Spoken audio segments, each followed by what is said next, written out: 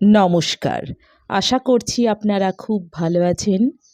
চামেলি মণ্ডল চ্যানেলে আপনাদের সবাইকে স্বাগত জানাই।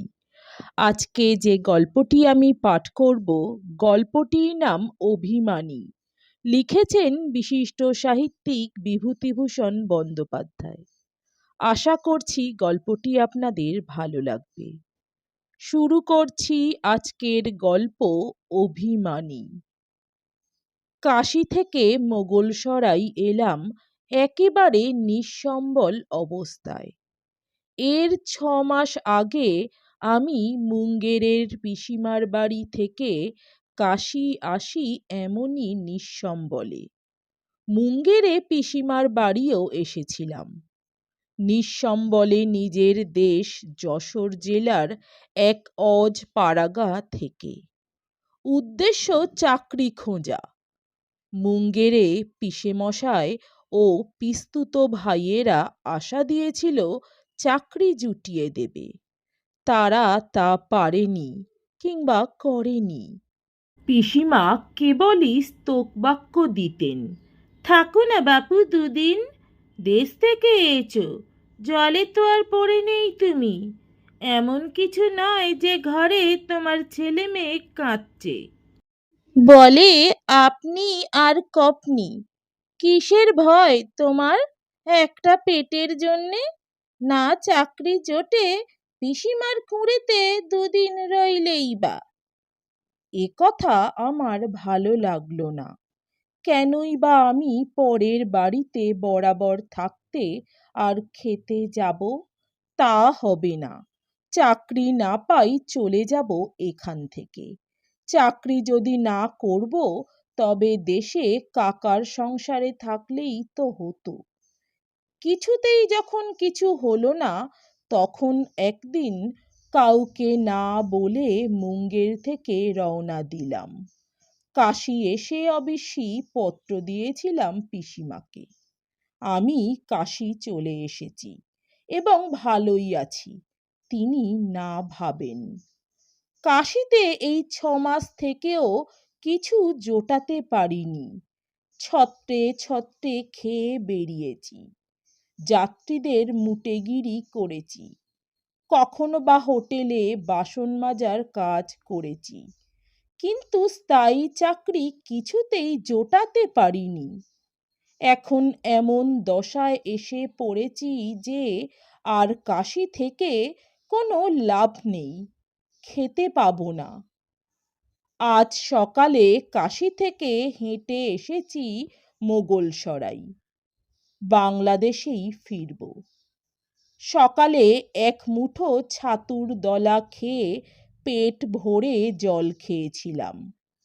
সন্ধ্যের সময় ডাউন পার্সেল এক্সপ্রেসে উঠব ঠিক করে বসে আছি। অনেকে বললে ও ট্রেনে নাকি ভিড় কম হয়। আগে 4-5খানা ট্রেনে ভিড়ের জন্যে উঠতে পারিনি। ভুল করে একখানা মিলিটারি স্পেশালে উঠে বসেছিলাম। হাত ধরে জোর করে নামিয়ে দিয়েছে। তখন বেলা 2:30। বেজায় খিদে পেয়েছে। সন্ধ্যের বেশি দেরি নেই। আমি প্ল্যাটফর্মের এক প্রান্তে বসে আছি। আমার কাছেই প্ল্যাটফর্মের নিচে কয়েকজন পশ্চিমা লোক আটা মাখছে ও ডাল বাটছে। ওদের মধ্যে একজন আতবুড়ো লোক, রোগা, কালো, মাথায় একটা ময়লা ন্যাকড়ার পাগড়ি জড়ানো। হিন্দিতে আমায় জিজ্ঞেস করলে, কোথায় যাবে? বাংলাদেশে। মাকান? ওই বাংলাদেশেই। কোথায় এসেছিলে? আমি সংক্ষেপে ওদের কাছে আমার কাহিনী সব বললুম। ওদের মধ্যে আর একজন ছোকরা মতো লোক বললে, কিছু খাওনি সারাদিন? ছাতু খেয়েছি ওবেলা। এবেলা কি খাবে? হাতে পয়সা আছে কিছু? না। ওদের মধ্যে কি কথার বিনিময় হলো। একজন দল ছেড়ে উঠে কোথায় গেল মিনিট 15 পরে ফিরে এসে বললে, বান হো গইল বা। ওরা সকলে মিলে আমার মুখের দিকে চাইলে। কি বন্ধ হয়ে গেল? কি ব্যাপার? ওদের জিজ্ঞেস করলাম। যে লোকটি উঠে গিয়েছিল সে বললে, এখানে ছত্র আছে, মুসাফিরদের জন্যে আতসের আটা আর আতপোয়া ডাল সেখান থেকে দেয়। তোমার জন্যে আনতে গিয়েছিলাম, তা বন্ধ হয়ে গিয়েছে। সেই পাগড়ি বাঁধা লোকটি বললে, গিয়েছে গিয়েছে, তুমি আমাদের এই খাবার থেকেই খেও এখন। আমি বললাম, না না, তা হয় না, তোমরা খাও, তোমাদের খাবারে আমি ভাগ বসাবো কেন? ওরা সকলে একযোগে আপত্তি করলে। রামজির লীলা, তিনি আমাকে এদের সঙ্গে পরিচিত করিয়েছেন। তারা যদি না দিয়ে খায় তবে ধর্ম থাকবে কোথায়? আমার আপত্তির পেছনে যে খুব জোর ছিল তাও নয়। ওরা হাতে চাপড়ে মোটা মোটা চাপাটি তৈরি করলে এবং একটা মাটির ভাঁড়ে কাঠকয়লার ঢিমে আঁচে অরড়ের ডাল চাপিয়ে দিলে। আধ ঘন্টা পরে রান্না নামিয়ে আমায় দুখানা চাপাটি এবং সেই চাপাটিরই ওপর খানিকটা অরড়ের ডাল ঢেলে দিয়ে বললে, খা লিজিয়ে। ওদের মধ্যে একজন বললে, জুঠা মত কিজিয়ে, ঠেহরিয়ে থোড়া, এগো নিমকি লিজিয়ে। নিমকি অর্থাৎ একখণ্ড লেবুর আচার আমার চাপাটির এক কোণে ফেলে দিলে ওপর থেকে, পাছে এঁটো করে থাকি এই ভয়ে। সবাই একসঙ্গে ভোজন আরম্ভ করা গেল। ওদের ভদ্রতায় মুগ্ধ হলাম। কোথাকার কে তার ঠিক নেই, জাত নয়, জাতি নয়, আমার জন্যে কি মাথা ব্যথা। মানুষের মধ্যেই দেবতা বাস করেন, সেদিনও বুঝলাম। এর আগে কাশীতে নিঃসম্বল অবস্থাতেও কয়েকবার বুঝেছিলাম। খাওয়া দাওয়া হয়ে গেলে ওদের মধ্যে একজন বললে, বাবুজি, আপ জায়গা হাম লোগ কো সাথ। কোথায় যাব? জিলা চম্পারণ, থানা রামনগর, গাঁও মানিয়ারি। সেখানে গিয়ে কি করব? তোমাকে আমরা থাকতে দেব, খেতে দেব, তুমি বাঙালি বাবু, আমাদের ছেলেদের ইংরেজি পড়াবে। বেশ, যাব। মনে ভাবলুম, আমার আবার কি, যেখানে ভাত জোটে সেইখানেই আমার বাড়ি ঘর। ওদের গাড়ি এলো, আবার কাশীর দিকে যেতে হলো। কাশী থেকে গোরখপুর, সেখান থেকে খেয়ায় গণ্ডকী নদী পার হয়ে ওটি রেলওয়ের গাড়িতে উঠে পরদিন রাত 9টায় নামলাম নারকটিয়াগঞ্জ। সেখান থেকে আবার ব্রাঞ্চ লাইন গেল রামনগর। রামনগর থেকে হাঁটা পথে ওদের গ্রাম মনিয়ারি প্রায় 12 মাইল। মধ্যে সেচ বিভাগের খাল পার হতে হয় দুবার। দিন তিনেক লাগলো সব শুদ্ধ, কিন্তু এখানে এসে বেশ লাগলো। বড় সুন্দর জায়গা। আমি যখন ওদের গ্রামে পৌঁছেছি তখন বেলা 3টে। দূরে একটা সাদা মতো জিনিস পাহাড়ের মাথায় দেখা যাচ্ছিল অনেকক্ষণ থেকে। আমি মনিয়ারি ক্যানেল পার হবার সময় থেকে পর্যন্ত চেয়ে দেখছি। বললাম, কি ওটা? ওরা বলল, বরফ, ও হিমালয় গিরি না হয়, হিমালয় মে জো বরফ গিরতা হ্যায়। ওই বরফাবৃত হিমালয়ের দৃশ্য কখনো দেখিনি। অমন দেখায় নাকি? কি অদ্ভুত, কি সুন্দর। এদেশে আমি না খেয়েও পড়ে থাকব। দিন 2 কাটল। ওদের মধ্যে পাগড়ি পরা আধা বয়সী লোকটির নাম মাধোলাল। অতি ভদ্রলোক, অবস্থাও বেশ ভালো। পাড়া গাঁ অঞ্চলের বড় চাষি গৃহস্থ। 25-26টা দুগ্ধবতী গরু বাড়িতে, দুধ দেয় প্রায় 1 মণ। ধান ও গম যথেষ্ট। মাধোলালের বাড়িতে ওর মেয়ে রাখনি আমাকে বড় যত্ন করে। কেমন সুন্দর মেয়ে, আর কি সুন্দর শান্ত মুখশ্রী। এদেশের সকলের মুখেই সারল্য ও নিষ্কলুষতার ছাপ। স্থানটি সভ্য জগৎ থেকে অনেক দূরে, হিমালয়ের পাদপ্রান্তে, অরণ্যভূমির প্রান্তদেশে। মাছ, মাংস, ডিম খুব মেলে, তবে এখানে মাছ বা মাংস সাধারণ লোক খায় না। দুধ, ঘি প্রচুর। আগের চেয়ে এখানে এখন আকড়া হয়ে গেলেও অন্য দেশের তুলনায় যথেষ্ট সস্তা। এখানে এসে যেন একটা অদ্ভুত মায়া রাজ্যে এসেছি মনে হলো। যেমন সকালের রোদে, তেমনি বিকালের রাঙা সূর্যালোকে দূরের তুষারাবৃত হিমালয় কি অদ্ভুত দেখায়। আমি গ্রাম থেকে বেরিয়ে বেড়াতে বনের ধারে, পাহাড়ি নদী কুসমাইয়ের ধারে শিলাখণ্ডে বসে থাকি। নদীটার ভালো নাম কি কুসুমবতী? এ যদি হয় তবে ওর নাম সার্থক বটে। কত কি পুষ্পিত বন্যলতা ও গাছ যে ঝুঁকে পড়েছে কাঁচ স্বচ্ছ জলের ওপর। যেখানে সেখানে শিলাখণ্ড ছড়ানো, যেখানে খুশি বসে থাকো। খুব বড় শিলাখণ্ড আছে, যার ওপরে 8-10 জন লোক স্বচ্ছন্দে বসে থাকতে পারে। সেখানে ছায়ায় বসতাম আপন মনে। ঘন জঙ্গল ও দূরের তুষারাবৃত শৈলশৃঙ্গের দিকে চেয়ে কত কি ভাবতাম নির্জনে। খেতে পেতাম না কাশিতে। তার আগেও কাকার সংসারে কি হেনস্থা, কি লাঞ্ছনা না গিয়েছে।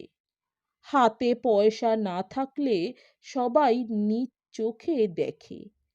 এখানে এসে আনন্দ পেয়েছি, শান্তি পেয়েছি। মাধোলাল আমায় ছেলের মতো যত্ন করে। আমি ওকে কাচু বলে ডাকি। এ কাকা আর আপন কাকার কি তফাৎ তাই ভাবি। 2-4টি ছেলে মেয়েকে ইংরেজি পড়াই। সারা গ্রামে মুন্সি চমনলাল আর আমি, এই 2টি মহাজ্ঞানী পণ্ডিত ব্যক্তি বিদ্যমান। বাকি যারা তার কায় ক্লেশে নাম সই করতে পারে। রাখনি সন্ধ্যায় বলে, বাঙালি বাবু, আমি আজ তোমার জন্যে ভাওরা পাকাবো, খাবে তো? সে কি, ভাওরার নাম শোনোনি? রাখনি খুব অবাক হয়ে যায়। এ আবার কোন দেশের লোক যে ভাওরার নাম শোনেনি? সে হাত নেড়ে দেখিয়ে বললে, হাঁটার হয়, এমনি গোল গোল, ঘুঁটের আগুনে পোড়াতে হয়, ঘি জবজবে, আলুর চোখা দিয়ে খেতে হয়। আলু ভাতে দিয়ে ভালো লাগে? খুব, খেয়ে দেখো। আর বাঙালি বাবু, কি? তুমি বাবজিকে বলো তোমার কাছে আমি আংরেজি পড়ব। আজই বলবো। তারপর রাখনি আমার সঙ্গে বসে গল্প করে। বাঙালি বাবু, এখানে থাকো, কোথাও যেতে দেব না। মাঠা খাওয়াবো, ছাতুর লাড্ডু খাওয়াবো, মালাই মিঠা খাওয়াবো। তা না হয় খেলাম, কিন্তু মাছ? মাছ না খেলে বাঙালির শরীর টিকবে কতদিন? রাখনি খিলখিল করে হেসে ওঠে। ঝকঝক করে ওর মুক্তোর মতো দাঁতগুলি। 14-15 বছরের সুশ্রী মেয়ের মুখের প্রাণখোলা হাসি। বলে, মাছলি কত আছে কুসমাইয়ে, পাটনডন্ডির নহরে মাছ ধরতে যাবে? সে গভর্নমেন্টের খাল, সেখানে ওদের লোক বসে আছে, মাছ ধরতে দেবে কেন? আমি ধরব, তোমাকে ধরে দেব। মেয়ে মানুষকে নহরের চৌকিদার কিছু বলবে না। এবার আমি হেসে ফেলি, বললাম, গভর্নমেন্টের চৌকিদার মেয়ে পুরুষ বাঁচবে না রাখনি, চুরি যে করে তার আবার মেয়ে পুরুষ। দুজনেই খুব হাসি, আমোদ লেগেছে দুজনেরই। রাখনি এত ভালো মেয়ে, তার আপন পর জ্ঞান ছিল না। আমি ওদের বাড়িতে কেউ না, অন্নদাস বলা যেতে পারে। রাখনি কিন্তু আমাকে বড় আপনার জন ভাবত। তার সর্বদা চেষ্টা ছিল যাতে আমি অভুক্ত না থাকি, খেয়ে আমার পেট ভরে। এজন্যে তার কত যত্ন, কত অসম্ভব হাস্যকর প্রয়াস। আমি বলতাম, রাখনি, আমি বিদেশি লোক, আজ এসেছি কাল চলে যাব, তুমি আমাকে অত ভালোবাসো কেন? আমি চলে গেলে কষ্ট পাবে। রাখনি বলতো, ইস, চলে যাবে বই কি, তবে কি? বিয়ে করব তোমাকে, দুজনে বাস করব আমাদের বাড়ির পাশে। চলবে কিসে? বাবার কাছ থেকে জমি চেয়ে নেব, তুমি জমি চাষ করবে। ওইটুকু মেয়ের কি বুদ্ধি! আমার এমনি হাসি পেত। এর মধ্যে সব ঠিকঠাক করে বসেছে। রাখনিকে আমারও বড্ড ভালো লাগতো। ওর স্নেহ যত্ন ভোলবার নয়। অবশ্যই ওর বাবাও খুব ভালো। একদিনের জন্যেও আমার প্রতি তার অযত্ন দেখিনি। আমি ওখানে মাস 6 থাকবার পরেই এক ঘটনা ঘটল। একদিন সন্ধ্যার সময় বেরিয়ে এসে দেখি বাড়ির সকলের ব্যস্ত চঞ্চল ভাব, মুখ গম্ভীর। শোনা গেল মাধোলালের স্ত্রীর প্লেগ হয়েছে। প্লেগকে ওখানকার লোক বড্ড ভয় করে। বাড়িতে লোকজন আসা বন্ধ হয়ে গেল। গ্রামের চৌকিদার 11 মাইল দূরবর্তী থানায় খবর দিতে ছুটল। পরদিন সন্ধ্যায় মাধোলালের স্ত্রী মারা গেল। মাধোলালকে ধরল প্লেগে। তৃতীয় দিনে মাধোলালও মারা গেল। একই সঙ্গে মাধোলালের এক বৃদ্ধা পিসিও দেহ রাখলেন। 6-7 দিনের মধ্যে মাধোলালের বাড়ির সকলেই কাবার হলো, রাখনি বাদে। প্লেগ তখন পেশোয়ারে 2-1টি বাড়িতেও ধরেছে। ইতিমধ্যে একদিন ডাক্তার সকলকে প্লেগের টিকেও দিয়ে গেল। বেঁচে গেলাম আমি ও রাখনি, আধমরা অবস্থায় বাঁচা। আমার তখন কোনো জ্ঞান চৈতন্য নেই, এমন অবস্থা। এমন দুর্দিনের মুখ কখনো দেখিনি। প্রতি মুহূর্তে মৃত্যুর সম্মুখীন হয়েছি। মৃত্যুর সে কি করুণ দৃশ্য দেখেছি চোখের সামনে। রাখনিকে নিয়ে আরো মুশকিল। তাকে সান্ত্বনা দেব কি, নিজের চোখের জল থামে না। যখন সব মিটে শেষ হয়ে গেল, প্লেগ থামল, তখন ওদের বাড়িতে আমি আর রাখনি আর ভক্তদাস বলে ওদের এক পুরনো চাকর, এই 3 জনে টিমটিম করছি। কয়েকদিন কেটে গেল। সরকারি লোকেরা এসে ঘরদোর ধুয়ে ধোঁয়া দিয়ে, ওষুধ ছড়িয়ে দিয়ে, পুরনো কাপড় চোপড় পুড়িয়ে দিয়ে গেল। আমার ভালো লাগছে না, এখান থেকে বেরিয়ে পড়তাম, কিন্তু রাখনিকে কার কাছে ফেলে দিয়ে যাই, এই হয়েছে মহা সমস্যা। এ আবার কি বিষম বন্ধনে ভগবান আমায় জড়ালেন তাই ভাবি। বেশ ছিলাম স্বাধীন, খাই না খাই, কোনো বন্ধন বা দায়িত্ব ছিল না। গ্রামের লোক বলে, তুমি রাখনিকে বিয়ে করে ওদের বাড়ি থাকো, অবস্থা ওদের সত্যিই ভালো, যথেষ্ট জমি জমা, গরু বাছুর, গোলা ভরা ধান, গম, যব, সর্ষে, এসবের মালিক হয়ে থাকা বড় কম কথা নয়। ভেবে দেখো বাঙালি বাবু, এ চারটিখানি কথা নয় আজকার দিনে।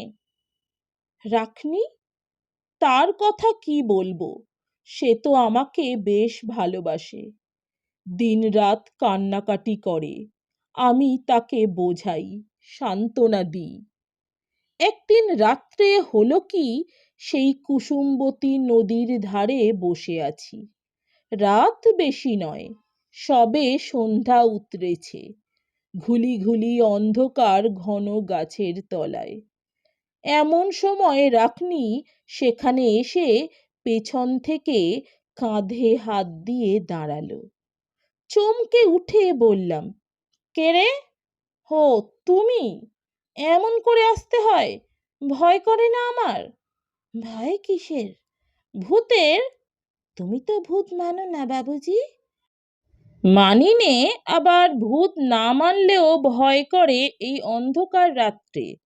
বসো রাখনি, একটা কথা। ও বসলো আমারই পাশে, বসে বললে, কি? আমি ভাবছি এখান থেকে চলে যাব, অনেকদিন হলো এসেছি। যাবে? আর আমি, আমাদের বাড়িঘর?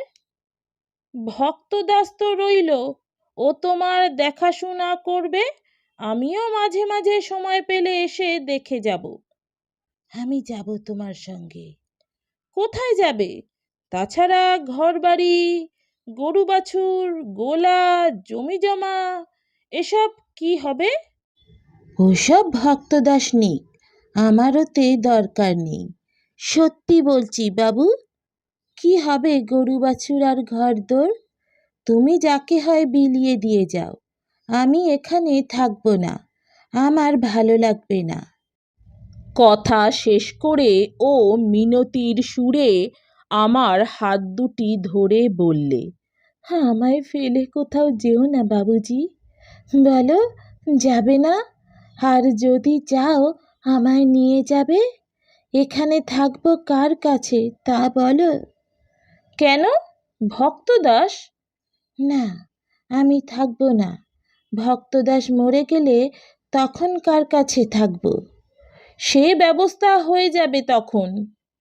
না, ব্যবস্থাতে দরকার নেই বাবুজি, আমি তোমার সঙ্গে যাবই। আমি পড়ে গেলাম মহা ফাঁপড়ে ওর কথা শুনে। এতক্ষণ নির্জনে বসে এই কথাই কিন্তু আমি ভাবছিলাম, রাখনিকে নিয়ে কি করি, এই হয়েছে আজকাল আমার বড় ভাবনার কথা। আমি চুপ করে আছি দেখে রাখনি বলে, শুনবে বাবুজি আমার একটা কথা? কি? আমাকে এখান থেকে নিয়ে চলো, আমাকে শাদি করতে হবে না তোমাকে। চলো, তুমি আর আমি কোথাও গিয়ে ভগবানের নাম করি। কি হবে এখানে থেকে? ভালো লাগে না। আমি ওর মুখের দিকে অবাক হয়ে চাইলাম। 15 বছরের মেয়ের মুখে এ কথা সত্যিই আশ্চর্য। রাখনি এই বয়সে সংসার বিরাগিনী হয়ে উঠল কিভাবে? আমি বললাম, সত্যি যাবে? ও জোর করে বললে, নিশ্চয়ই যাব, নিয়ে চলো আমাকে। এখানকার বিষয় আশয় বিলিয়ে দাও কাউকে, নয়তো ভক্তদাসকে দাও, ও থাকুক এ বাড়িতে, ভগবানের নাম করি গে, চলো। গেলাম একদিন সত্যি ওকে নিয়ে চলে। এলাম গণ্ডক নদী পার হয়ে গোরখপুর হয়ে কাশী। সঙ্গে ছিল প্রায় 400-500 টাকা আর রাখনির মায়ের অনেক সোনার গহনা। কাশী থেকে গেলাম হরিদ্বার। এদিকে তখন আমার মনে ভয় হয়েছে, নাবালিকা মেয়েকে নিয়ে চলে এসেছি, পুলিশে হয়তো উৎপাত করতে পারে। এক ধর্মশালায় উঠে দিন তিনেক থেকেই রাখনিকে নিয়ে কনখলে গেলাম। এক পান্ডার বাড়ি ওকে রাখলাম। রাখনি বলে, তোমার কাছে থাকবো, এখানে কেন? তুমি জায়গা ঠিক করো, আমরা দুজনে সেখানে থেকে ভগবানের নাম করব। দিন দিন একটা আশ্চর্য ব্যাপার লক্ষ্য করতে লাগলাম। হরিদ্বারে এসে পর্যন্ত ভগবানের পথে যাবার জন্যে ওর প্রাণ ব্যাকুল হয়ে উঠতে লাগলো। এক বাঙালি সাধুর সঙ্গে খুব আলাপ হয়ে গেল গঙ্গার ধারের ঘাটে। তার নাম স্বামী বাসুদেবানন্দ। তার আশ্রয়েও আমরা গেলাম। কনখলে গঙ্গার ধারে একটা পুরনো দোতলা বাড়িতে তিনি থাকেন। স্থানটি নির্জন, বাঁধানো ঘাট পুরানো বাড়ির নিচেই, পুরানো মন্দির ঘাটের ওপরই। কিভাবে আলাপ হলো তা বলি। আমরা তখন সেই পুরনো চণ্ডীর পাহাড়ে। রাখনির বেশ গলা, ও গুনগুন করে ওর বাবার মুখে শেখা একটা রামজির ভজন ধরলে দেখি ওর চোখ ছলছল করছে। বললাম, রাখনি, আর একটু জোরে গাও, বেশ লাগছে। না, গাইব না। মার খাবে জোরে না গাইলে। দুজনেই হেসে উঠি। সত্যি কি সুন্দর কেটেছে এই হরিদ্বারের গঙ্গার ধারের দিনগুলি। মনে মনে তাই ভাবি। কি সুন্দর সন্ধ্যা, কি চমৎকার জ্যোৎস্নার আলো গঙ্গার নীল ধারার ওপর। আমরা বসে আছি, এমন সময়ে ঘাটের ওপরের মন্দিরে আরতির ঘণ্টা বেজে উঠল। আমরা ঘাট থেকে উঠে আরতি দেখতে গেলাম। সুন্দর কৃষ্ণমূর্তি। আরতির পরে বৃদ্ধ পূজারী আমাদের হাতে প্রসাদের বাতাসা বিতরণ করলেন।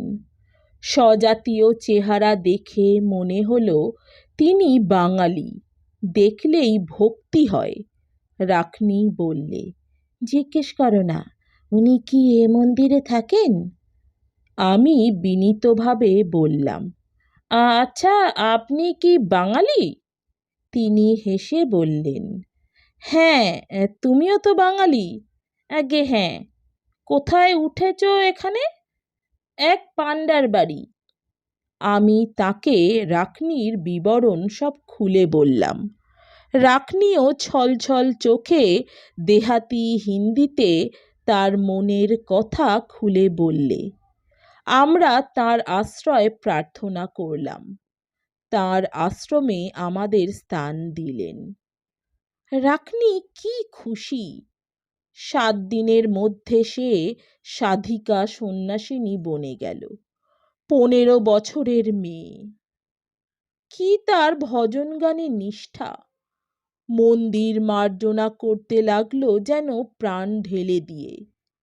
বিগ্রহের পুজোর সমস্ত আয়োজন, ফুল তোলা, পুজোর বাসন ধোয়া মাজা, ধূপধুনো দেওয়া, সব ও করবে কি একাগ্র মনে, কি ভক্তির সঙ্গে। এখানে এসে ও ভাবতে লাগলো যেন নিজের স্থানটিতে এসে পৌঁছেছে এতদিনে। বাসুদেবানন্দ সন্ধ্যাবেলা ওর মুখে হিন্দি ভজন শুনে বড় খুশি। একটি না দুটি মাত্র ভজন সে জানে, তার বাবার মুখে শোনা। তার মধ্যে একটা হলো তুলসীদাসের পঙ্গু চরে গিরি পর গহন মুখ করে বাচাল। বাসুদেবানন্দ ওর পিঠ সস্নেহে চাপড়ে বললেন, পাগলি, আর জন্মে তুই ব্রজের গোপী ছিলি। এই বয়সে এত কৃষ্ণ ভক্তি এলো কোথা থেকে তাই ভাবি।